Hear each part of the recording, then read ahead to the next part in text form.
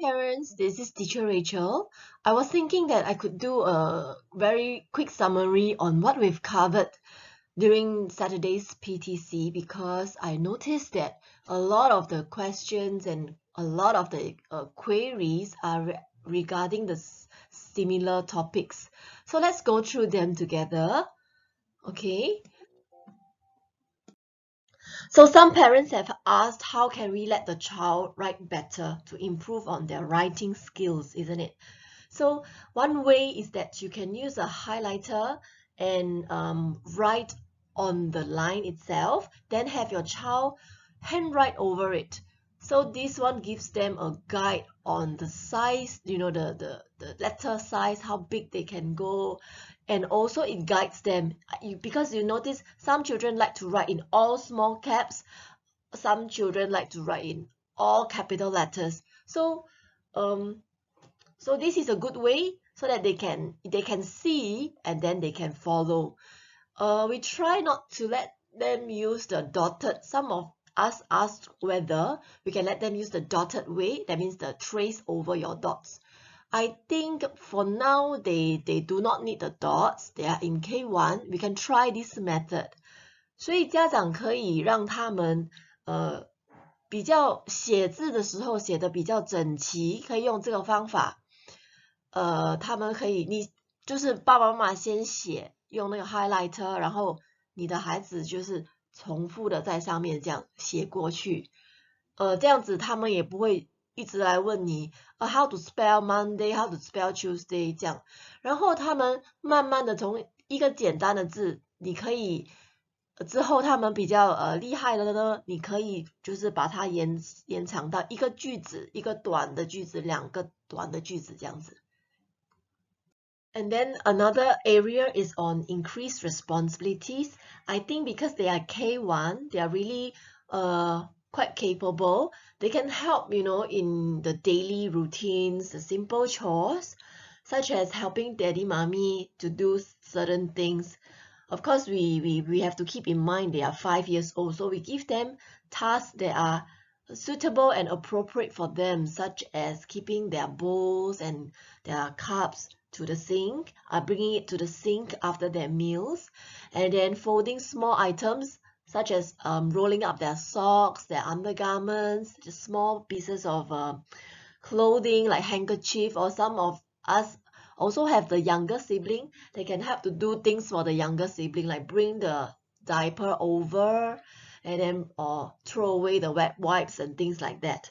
所以我们让孩子们有更多的给他们比较多有责任感，可以帮爸爸妈妈做事情，在家里一些简单的事情，比如帮爸爸妈妈拿东西，帮弟弟妹妹整理，怎么教弟弟妹妹收拾玩具之类的，他们都可以就是有一个负责，有一个责任感，他们有东西可以在家里可以负责，因为很多时候在 in the classroom they want to be the leader， 对不对？So I want to be the leader, I want to help teacher take things, I want to do this, do that. Okay, this is also to make them keep them involved, make them busy in a meaningful way so that they won't always ask for iPad or don't always ask for TV, so they can help around the house. This is to get them more involved in family affairs, okay? So when they help around the house and then they wake up in a good mood, they greet daddy, mommy, good morning, and they say nice things, they didn't whine and all that, they share toys with their brothers, sisters, you can choose to reward them. So we have a chart is to visually show them how their behaviors were for the whole week. So it's visually appealing to them and they can keep track of their progress. And we celebrate mini successes along the way. And we that rewards doesn't always have to be toys, buying toys and more toys. It can also be special activity with mommy, like going out for movie date with daddy, and then mommy on a certain reward. It could be doing a special activity with mommy such as baking. 所以呢，我们奖励孩子的时候，不一定一直只是想要给玩具、买玩具、买更多玩具，或者是一直是吃，要吃雪糕、吃零食这种，不一定要这种的奖励。我们可以有特别一点的，就是跟爸爸妈妈一起读故事书，还是跟爸爸妈妈一起做一些有趣的东西，比如看电影。或者去图书馆借书，然后他们可以就是有比较不一样的活动，可能一起跳舞啊还是什么，所以不一定要买玩具。好，so it not always have to be toys. Okay, I notice this is the common reward that some of the parents are giving, so maybe we can change things a little bit. So we also take away privileges when they display negative behaviors because we want them to know that it is because of that behavior that they did and that is not good. That is the reason why they have to face a consequence. So it could be like reducing screen time or no bedtime story or cannot choose what they want to eat for dinner that day. Okay, so they know that, and also explain to them, please, like why is it that they cannot choose their favorite fruit, or why is it that they cannot choose where to go. Okay, like usually you let them choose, you know, you want to go to this playground or that playground, but today I'm so sorry you cannot choose which playground to go. In fact, you probably cannot even go to the playground at all, you know, because of so and so and so and so. So you need to explain to your child and let them know. Okay, 所以呢，我们把那个权利把它拿掉。如果孩子没有给你好的行为，你可以把他们的权利拿掉。比如他们现在可以看1个小时的电视，你就把它缩短到半个小时，或者只有15分钟可以看。因为呢，你刚才没有怎么样，或者你刚才呢大喊大叫，妈妈不喜欢，妈妈要你用好好的说话，但是你没有，所以呢，你看电视的时间，我就把你缩短了。家长需要给孩子这样子的解释，让他们明白。Okay. Okay, lastly, I have some parents to ask me to cane or not to cane. Wow, this is a question that it really depends. Okay, I am in no position to say that must cane or cannot cane, you know. You know your child the best. You know what works and what won't work. For some children, waving of the cane only, they can be so scared already. They will even wet their pants, right? But then for some children, even after you cane them, they carry on. They are not, the effect is very short, you know. They can even repeat the undesirable behavior again. So I would say use the cane sparingly. You don't want a point where the cane is no longer effective. That is not good. Okay. So we try, and even if you really do cane your child, let's say, just be watchful. Do not cane when you are angry. Always. So parents have to be the model, right?